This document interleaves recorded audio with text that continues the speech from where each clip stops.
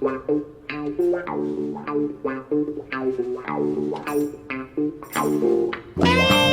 evening, good morning, good afternoon, wherever you may be, and welcome to the MMA Shower, sponsored by Hatton James Legal. That's hattonjameslegal.co.uk for all your employment law needs, and overstevents.com. That's overstevents.com. In this month's podcast, we will preview Edwards versus Muhammad 2 for the UFC Welterweight Championship of the World, and that's at UFC 304 from Manchester, England. Just before we get to the main body of the podcast, the usual, if you've got any fan questions, please email the MMA Show 7, the MMA Show 7 at gmail.com. And at Facebook, it's Let's Talk MMA, Let's Talk MMA. And you can catch us on Twitter as well. So that's all the contact information out the way. So as I said, we're going to preview UFC 304. And I've got a co-host guest on tonight, and it's Robin. And he's a MMA fan and a pundit and a fan of the show. Good evening, Robin. How are you?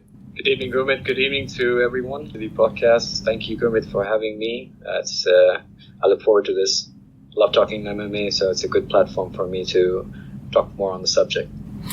No, it's good to have you on. So I'm looking forward to some interesting opinions and sort of your take on the fight. And I think one of the things we're going to go into probably the three biggest fights as we see them. There's Bobby Green, Paddy Pimblett. There's obviously the co-main event, which is for the interim heavyweight champion. We can have a chat about the heavyweight division afterwards, which is Tom Aspinall and Curtis Blades. And then we've got obviously the main event, which is Leon Edwards versus Belal Muhammad. And that's the second fight. The first fight is sort of buried away in infamy, as we could say, because it finished with an eye poke or two, maybe. But you could say the same about the co-main event. Yeah, absolutely. So there's an interesting, obviously, a backdrop to the co-main event with the with John Jones's injury. So we'll talk around those peripheral events around those two, around the co-main event and the main event. But let's start off with the Bobby Green versus Paddy Pimblett. Now, Paddy is what I would call a rising star in the UFC. Bobby Green, not really a journeyman. He is dangerous, but he's ranked number 15. What's your thoughts on the matchup first, Robin? Yeah, I think it's a good fight. It's really a good fight, and looking at Paddy, it's been touted as the next big thing by many. Personally, I don't see it that way. I mean, he did have a really good fight against Tony Ferguson, but I mean, Tony, he's not the same guy anymore that we used to love. I mean, we still love him, but the fighting, it's not there anymore. I think all those knockouts, it has a big toll on this guy. And I was just rewatching the fight the other day, and you could see Tony is significantly slower in his striking, or even when he's trying to make a takedown. So for Paddy, it wasn't really a big test, but I don't want to take anything away from him because he did fight a very good fight. But my problem's always been with his stance or the way he fights. It leaves his chin exposed. And we know, Bobby Green, he changed the name to King Green officially. Yeah. So let's just refer to him as Green. So he shows up for a fight, and he fights like he wants to be in that cage. He wants a brawl. Yeah. He's gonna throw hands. He's gonna go for your head. Yeah. So if Paddy is just going to fight the way he's been fighting, there's a very good chance that Green catches him. Mm-hmm. So that's my worry for Paddy. Yeah. If I had to give a verdict, I would say Paddy would still win if he uses his reach. He's got a reach advantage. He needs to keep that distance. I think he needs to be more patient with his striking. Can't just go in trying to make it a brawl. I think that plays to Green's game plan.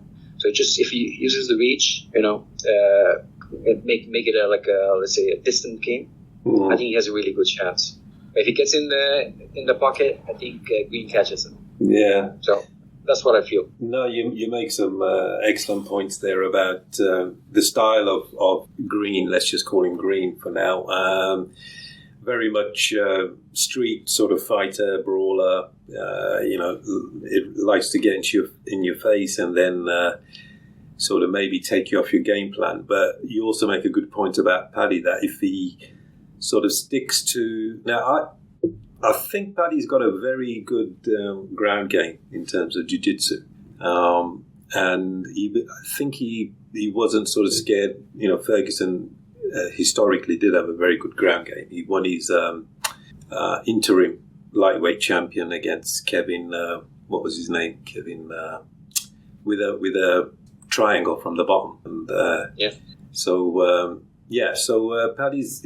Yeah, I think overall that you're right. That if Paddy he has got a couple of flaws in his style and maybe gets a bit overexcited. And against Ferguson, he would have got away with that because, like you said, Ferguson, I think he's lost 7 out of 8 or 8 out of 9. It's an horrendous downward run he's had, and. Paddy, he's getting a lot of push. He was anyway a couple of fights ago. He had that fight against Gerard, and that was a close one. I watched it at the time. I don't know if you've still got an opinion on that. A lot of people thought it was a draw or maybe Paddy lost. I mean, I thought Paddy lost. Yeah. I wouldn't argue against someone I thought he won, but I wouldn't argue voraciously against you to say he won because it was that close. And it was very close. It was very close, and I think that's why they say don't leave it to the judges. You never know how they're scoring the cards. So, I mean, in my opinion, Paddy should have lost, but it's okay. But then again, I want to touch on a point that you mentioned. He gets too excited. Yeah, I think when the fight started with Ferguson. He had a game plan. He was a bit more calm.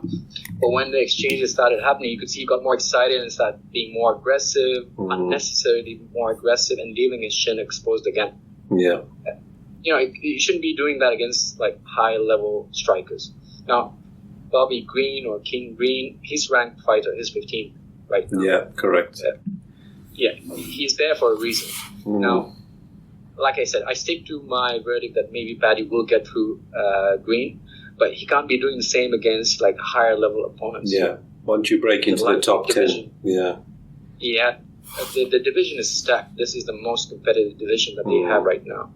And getting past King Green, we just refer to him as Green. Yeah, that's just stepping stone if he does.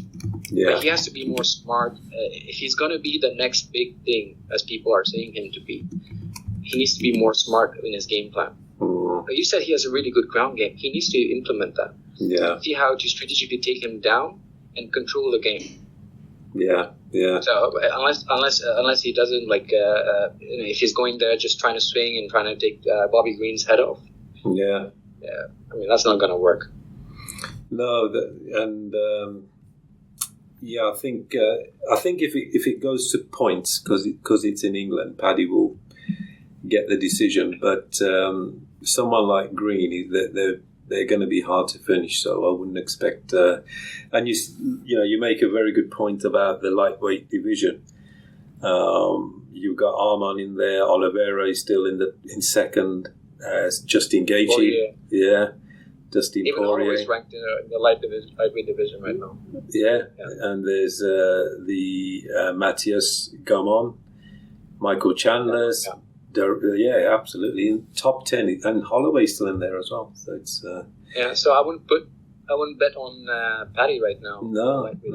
Yeah, and unless he has a very impressive performance against Green, which doesn't automatically mean he's going to beat anyone in top 10. But what I mean is he's got to start building that momentum because that Gerard fight was a questionable decision. The Ferguson, he won, but like you said, Ferguson, he's not the fighter he was even 3 or 4 years ago.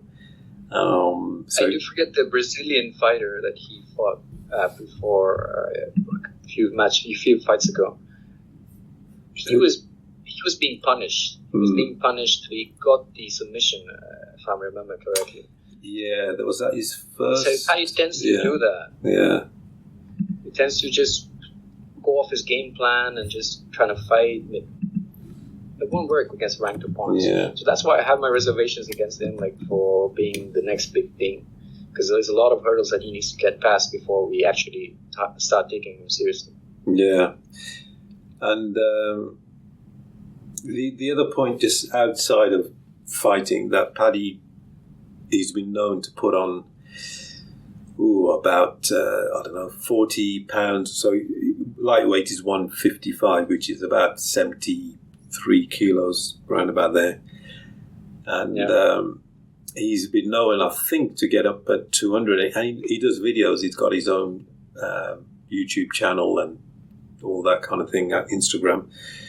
And I remember before the Gerard Gordon fight, he went around America, New York, and he was going into these Italian subway delis, and he was ordering these big pastrami sandwiches, foot long, but the point is, he blows up to 200 pounds, and then he has to cut 45 pounds, which is about 18 kilos, 20 kilos, in about 6 weeks. So I don't know. Is that the most professional way to do things? He doesn't seem to bother him, but he'll take a toll on his body at some point. Yeah, but one of the worst things as a fighter you can do is like miss weight, and it's a risky game that he does. But I mean, so far he's managed to do it. He's managed to make weight every time. So I mean, I wouldn't criticize him for that. Just during his off time, if he wants to eat a lot, let him eat a lot. But the fact is, he gets serious when it's fight time. Yeah. So he does make weight. So I wouldn't comment too much on it. But yeah, it's interesting to see. Like, I've seen some of the videos that you're talking about. He does eat a lot with his like fast foods and whatnot. Yeah. But he also makes the point that he has to enjoy his life. Like, the reason is fighting and like earning money is to enjoy his life as well. Yeah. I'm just thinking of the toll on your body to gain weight quickly than lose it quickly, rather than. But yeah, let's see. So prediction time, Robin. Who's your? I think you indicated Paddy Pimblett. You think any ideas how he could win or may win? I think a submission. If he really, I'm sure his coach has been telling him how to get Bobby Green down to the floor and how to take him out. I think maybe round 3, round 4 submission is what I'm feeling. Yeah, I believe it's a 3-round fight. So you're saying towards the end, yeah. I sort of I was thinking about submission, which is why I mentioned his ground game. But I think he'll get it on points. Green is one of those tough guys that you're not really going to knock out unless you catch him perfectly with a temple kick or something. But I think points, and if it goes the distance, unless Paddy has a real nightmare of a match, of a fight, then... so I'm going to go points, decision. You're going submission? Submission, last round. Okay, that's good. So we're both going for Paddy Pimblett, but with slightly different ways of him winning. Yeah, I mean, Green is like 35 something. Yeah, the age factor is there, so I would say he would be a bit fatigued by the end. Yeah, no, that's a fair point. Okay, we'll move on to the co-main event, which is for the heavyweight interim title, So, give us your thoughts on. Everyone should know, will know, and does know that the background is that John Jones got injured last October when him and Stipe Miocic were going to fight for the heavyweight title, and then Aspinall fought for the interim and he won, and then for a few months he was saying on Twitter and other platforms and outlets that John Jones should fight him for the full heavyweight title. What's your thoughts on John Jones waiting? Should he have really fought Aspinall?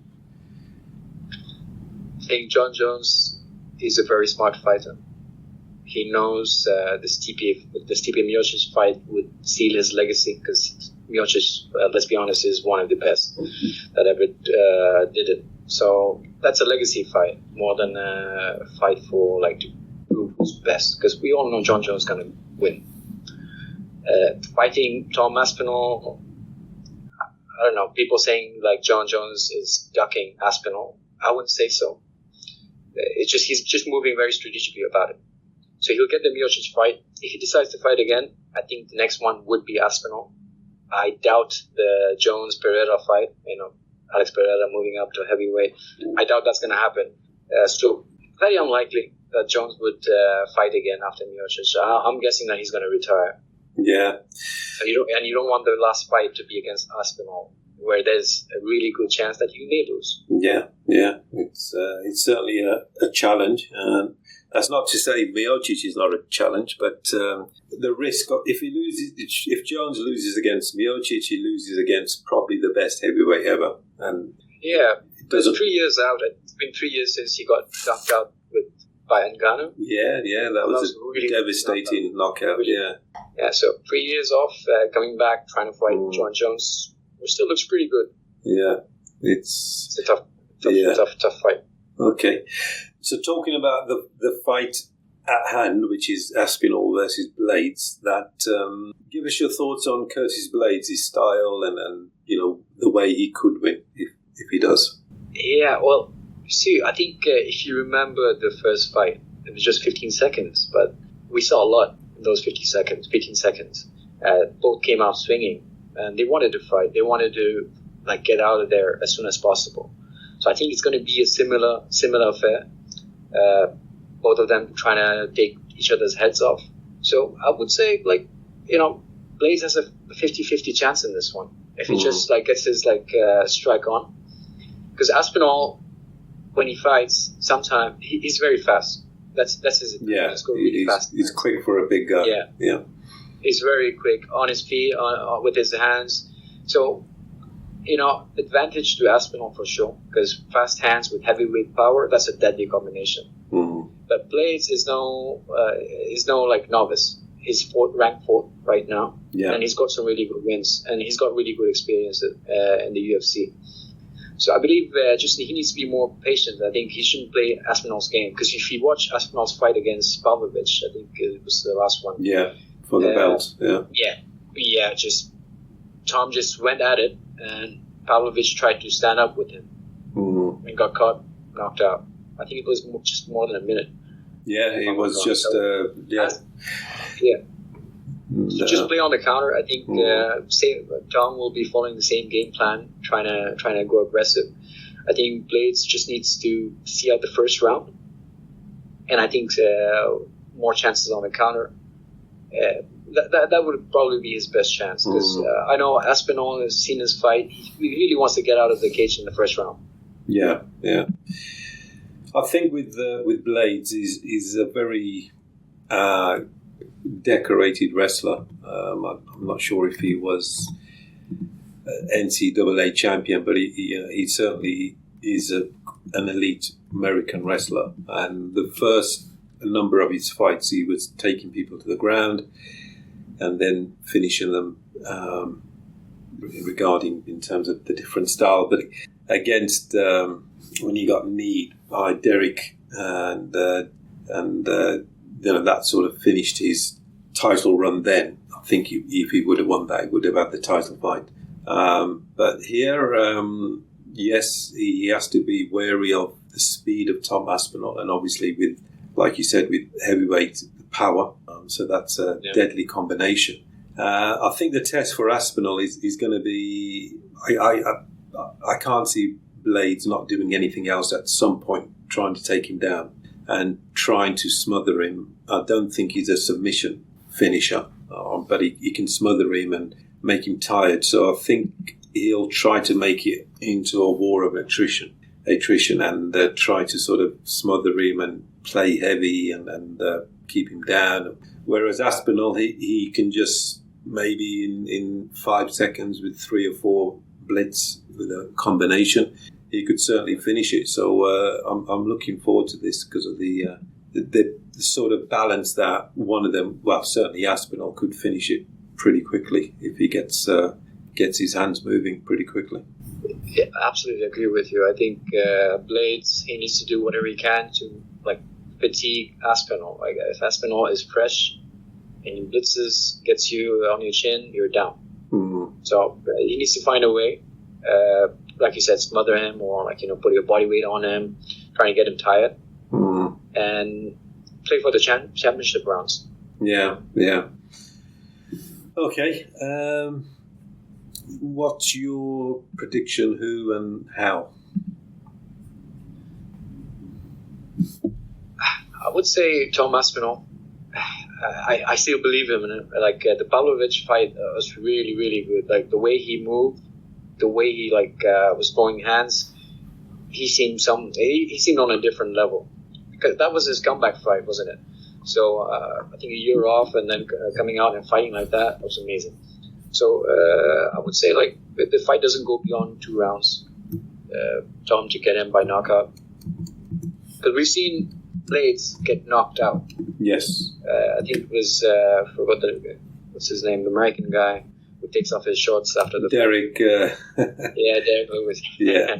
Yeah. So I mean, we've seen him get knocked out. So I believe Tom has that same kind of power, if not more, in his hands, and I think he gets the finish. Yeah, I'm going to agree with you. I sort of betted against, also went against Aspinall when he fought Pavlovich in November. But I've seen enough, and he can obviously handle the big time because he won that in a minute or so.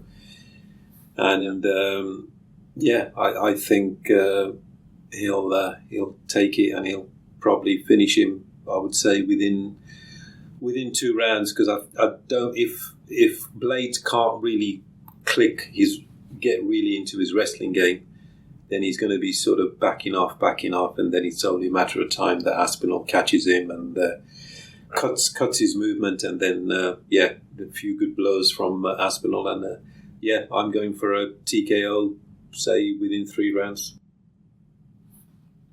We're pretty much in agreement. But can I say something about Sure. Aspinall? The reason why I respect him even more is, unlike Chandler, who's hindered his career, he's stopped everything in the UFC till he gets this fight against McGregor. I mean, I'm really glad Aspinall, because he's a really good talent. He hasn't stopped fighting. Yeah. Just waiting for John Jones' fight, which may or may not happen.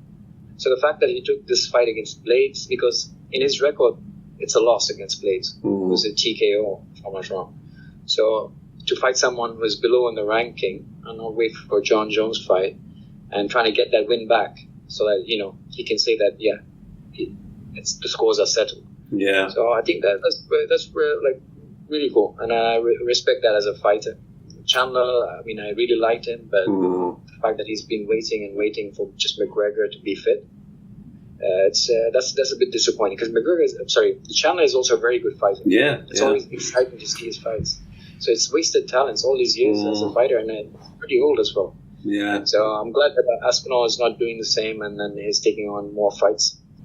Yeah, no, that's a good comparison on Aspinall's situation and Chandler's. And Chandler, I think he's losing a bit of respect amongst the fans and maybe the other MMA fighters, because he keeps waiting. And yes, it's obviously a big money fight. It's a big, there's going to be a lot of hype around it. No one brings the crowd and the media up to that level as since McGregor and during McGregor's time or before McGregor. I don't think anyone got it to that hype. So I can sort of understand from one point of view that he's in his late 30s, Chandler, 37, 36, something like that. So maybe he's thinking he's been Bellator champion, I think he was for a number of years, and maybe he just wants a really big fight and he's not really bothered about the UFC title. That's the only way I can think of it. I mean, there's no way Chandler can make a run for the title anymore. I mean, like you said, late 30s. He'd have to go through Poirier, Justin Gaethje. Again, both he's fought them and lost. And then you've got Rivera, you've got Arman, who's going to fight for the title. So there's a big line, and I don't think he's going to make it. Yeah. So looking for a retirement fight, I guess. McGregor, big money fight, and maybe calls it a day, calls it a career. Yeah.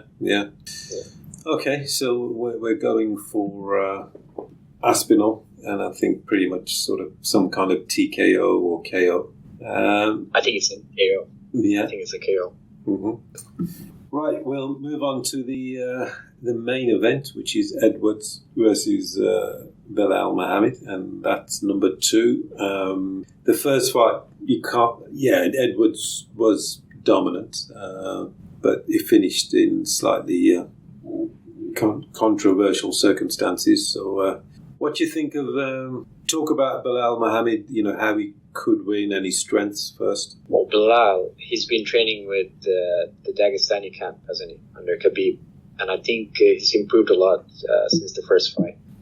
You see his fights against Wonder Boy Burns. Burns, I thought like he would lose.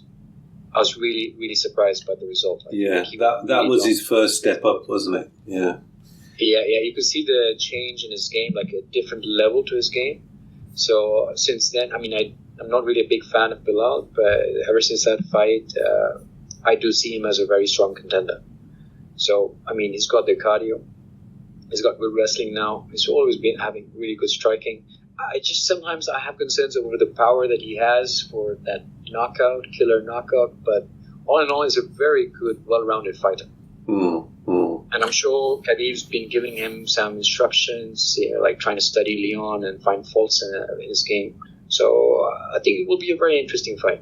Very interesting fight. Yeah, you make a good point about Belal, that he's sort of good at most things, that nothing really stands out. So you don't sort of go to him and say, he's going to do this and finish the fight. But, for some fighters, that's enough. If you get to a certain level on the main elements of MMA, your boxing, your wrestling, your submissions, your defense, and something like Muay Thai, your kicks or karate or whatever your sport is, then if you can get to that level where you can be pretty much considered elite on most of them but not stand out, then that could be the road to the belt for that type of fighter. But I know what you mean. He doesn't really stand out in one given skill set, shall we say. Yeah, and that's why I think a lot of fans are not really excited about this as a headliner. I think a lot of people, like me, I would say personally, consider the Aspinall and the Blades fight to be more exciting, perhaps a more deserving,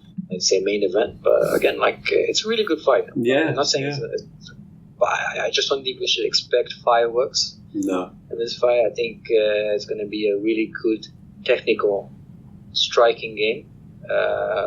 Maybe both guys, because they don't like each other, they might even not take it to the ground. I think it's just going to be stand up and trade. If you remember the Kobe Covington and Usman fight, both wrestlers, but they didn't even go for the takedown. They just wanted to first fight, finish each other off. So I reckon this could be something similar, because a lot of bad blood between these two. They don't like each other, so they might just want to try and hit each other for the whole 5 rounds. Yeah, no, that's a good point. And also that Edward is not really a finisher. Yes, he finished Usman in their first fight to get the belt. That was a head kick. But the second fight went to points. Covington fight went to points. And I think when Edwards had his run of 9-0 undefeated, there was very few finishes in there. And Belal, he's had a finish here and there, but again, you don't think, knockout or submission.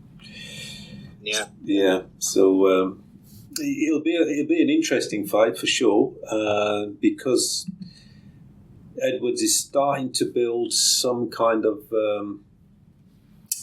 persona, some kind of presence. This fighters can do it in 2 ways, really, through their fighting and nothing else, or through their fighting and the way they communicate. And McGregor is the best example of he can do both. Covington, he tries to bring it on, but his fighting doesn't back up his mouth. Whereas Edwards, he just likes to do what he does and then doesn't say much. So maybe that may be the reason that the hype is not there, or the excitement. But I'm very interested to see that fight. They're at a very high skill level. It's for a world title, so that's always makes it highly anticipated and interesting. What do you think? Edwards just do what he normally does, or does he need to change anything? I think he will do what he normally does, but just better. We talked about how Bilal's gotten better since his, the last fight. I think the same for Leon.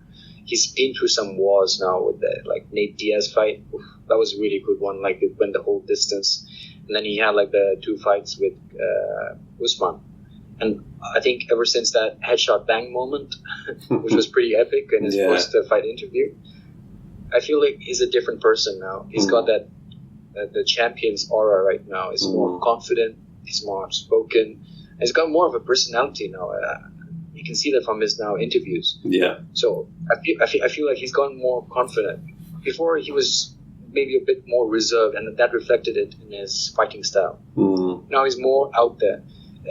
Trying to wrestle Kobe when he's Kobe's the better wrestler, trying to prove a point in that fight because again they had bad blood between them. Yeah.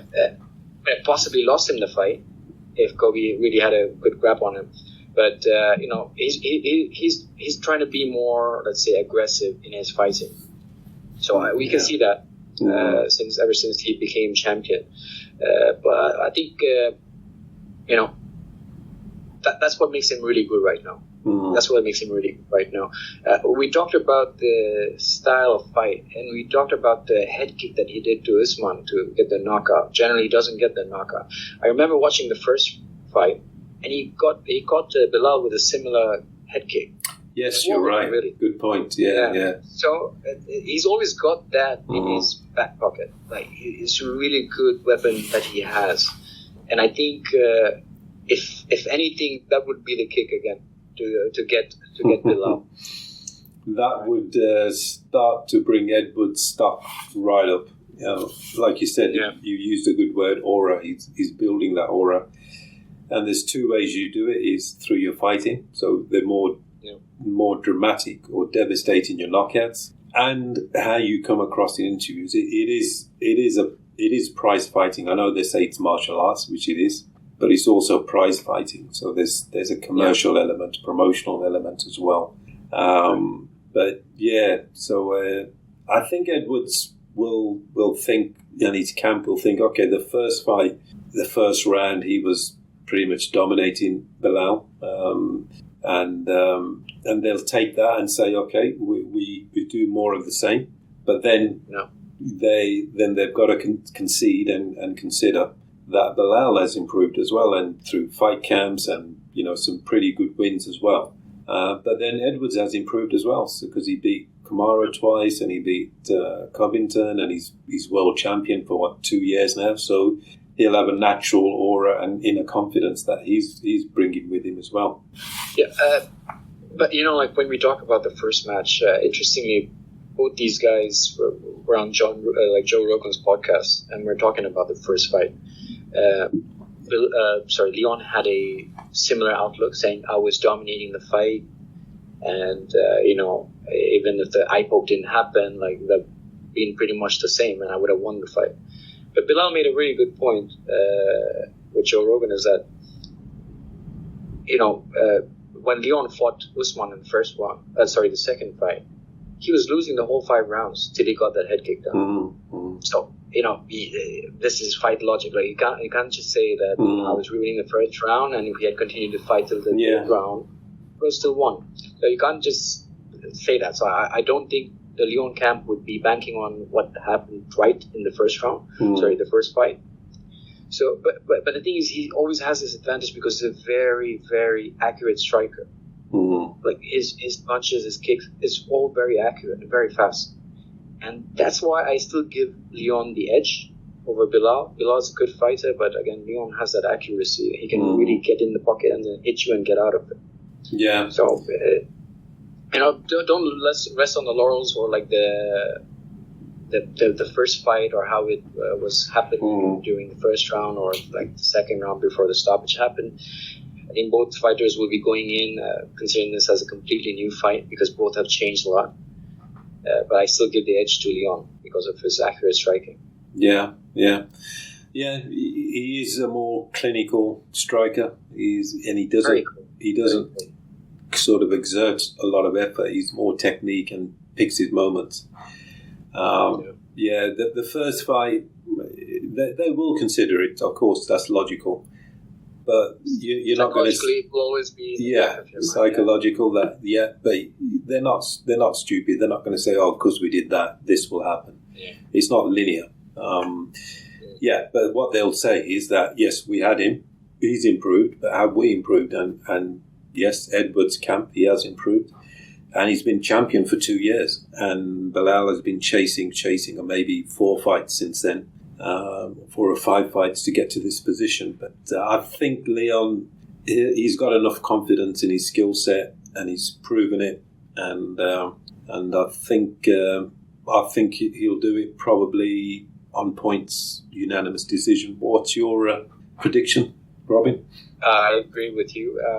I wouldn't say unanimous. Could be a split decision, but I agree with you that this will go the whole 5 rounds and the decision to Leon. I think that's the way he's going to win it. Okay, excellent. So that brings us to this part of the podcast where we previewed the 3 sort of biggest fights that we think are on the card. And let's just go around MMA news. And funny enough, there's something about Jon Jones in there, not sort of a complimentary about Jon Jones, but some of the headlines are not normally complimentary about Jon Jones. That when USADA were doing their test, they went to his house, I don't know, a year ago, 2 years ago, whatever. And according to the USADA agents, that Jon Jones was using threatening behavior or making them feel uncomfortable. So there's maybe some kind of court case or something. Any thoughts on that affecting his fight or mindset? Or I think it's been a big problem for Jon Jones. And I think he's spoken about it as well. And there's many stories about Jon Jones. When USADA came in, he hid under the ring for like the whole day or something. A lot of things going on. Yeah, at the gym. So I think it's been a problem that he struggled for throughout his career. Whether it may be true or not, it's likely true. But, for him to come about, is the fight scheduled yet? I think they had to reschedule the Miocic fight. I don't think this date has been set. I don't think there's a date, but it's next. That's all they keep saying. Yeah, that's not going to move. Yeah, it's coming. I think November, Madison Square Garden. Not definite, but that's what I heard. Yeah. So I really hope that Jones keeps it clean and then he makes this fight. Although, like I said, maybe Miocic is not going to be that tough for him. Still a fight that I'd like to see. Mm-hmm. So I hope Jones keeps it clean. Yeah, I don't think this will affect Jones. He's had many worse scenarios, with the police and car crashes, and he's come back and won. So I don't think this will affect his mindset. Just something he could have maybe handled better at the time. But Jon Jones is who he is, and he deals with things in a certain way. If I may pose a question, what do you think about Dana White defending? Have you seen those interviews, haven't you? Like, he's been really defending Jon Jones as still the best pound for pound fighter. Yeah. And he's been defending him passionately. Mm. I think if you look at it objectively, and if you was really just doing the numbers game, meaning how many title defenses he did, I believe if he's there or thereabouts with Demetrius Johnson's, I'm sure Jones was at top 11, 12. So, yeah, you can't really argue that if someone thinks he's the greatest, then in the cage. If you want to argue about his off-cage behaviour, that's another argument. But in terms of pound for pound, then I'll probably agree Jon Jones is the best to do it so far, to date. Yeah, I agree with you if you talk about all-time pound for pound. But, still having Jones, who's been inactive for the last few years, and the pound for pound, current pound for pound. The current, yeah.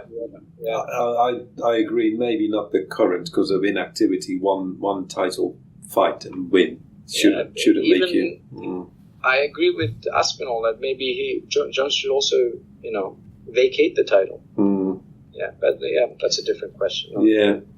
Actually, we were just talking about dates, and I'm just searching around the net, and MMA Junkie tweeted, Jon Jones, I'm quoting their tweets, Jon Jones says his UFC title defense versus Stipe Miocic is going down November the 9th in New York, so that will be Madison Square Garden. No, so that's good. Yeah, that'd be a good. Nothing official. That'd be a good. Nothing official, just a tweet from MMA Junkie. So they apparently they're quoting John Jones. So that'd be a good fight to go to, Robin. That's good to know that it's already. I mean, we have a tentative date. Oh, actually, it was a tweet by John Jones saying November the 9th. Yeah, so it could be. Let's just wait for Dana to announce it officially. Make it official in the... Now, you mentioned Stipe Miocic and the I think it's 2.5, 3 year layoff. Chael Sonnen on MMA News, his take on it is that Stipe is primed to beat John Jones because of the rest and the time he's had off and his recovery, and maybe Stipe seems like a disciplined guy, so he'd probably be going gym anyway and working on certain techniques and things. So Chael Sonnen thinks Stipe's primed to take John Jones out. Interesting. Very, very interesting take. Chael Sonnen generally says something that's always more often than not controversial. I mean, he likes that, doesn't he? Yeah. Yeah, I wouldn't argue with him saying that, Stipe is disciplined. He's a fireman. So, Stipe, he's a volunteer fireman, yeah. He's a family guy, so you know his discipline. So he knows he's still doing his thing. Mm.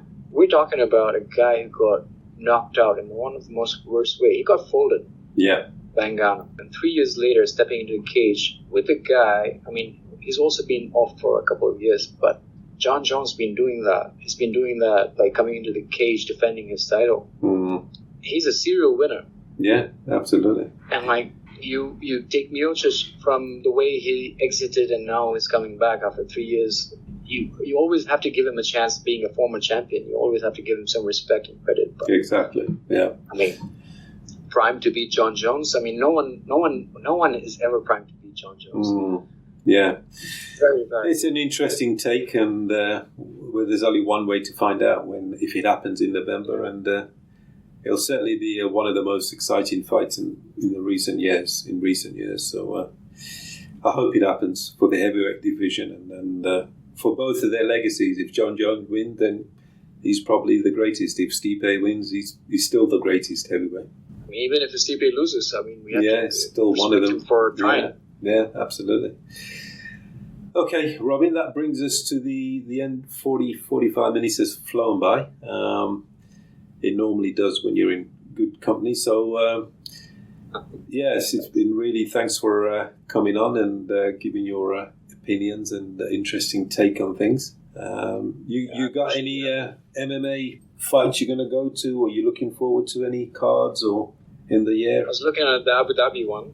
Yeah. But I mean, I like Sanagan. Is a really good fighter against Umar. I think that's going to be a really good fight. Yeah. And that's closest to us. So, I mean, I've been considering this. We'll see how it goes. I mean, maybe even the New York one. Yeah, Madison Square Garden. Jones and Miocic. If that's happening, once it's announced, I'll be very seriously looking at it. Yeah, fantastic. Okay, this has been the MMA Shower, previewing UFC 304, Edwards versus Muhammad 2, sponsored by HattonJamesLegal.co.uk. That's HattonJamesLegal.co.uk for all your employment law needs, and overstevents.com. Thank you for listening, and please send in your fan questions. We didn't have time this evening, but we will get to them next month. And good evening, morning, afternoon, wherever you may be, and thank you for listening.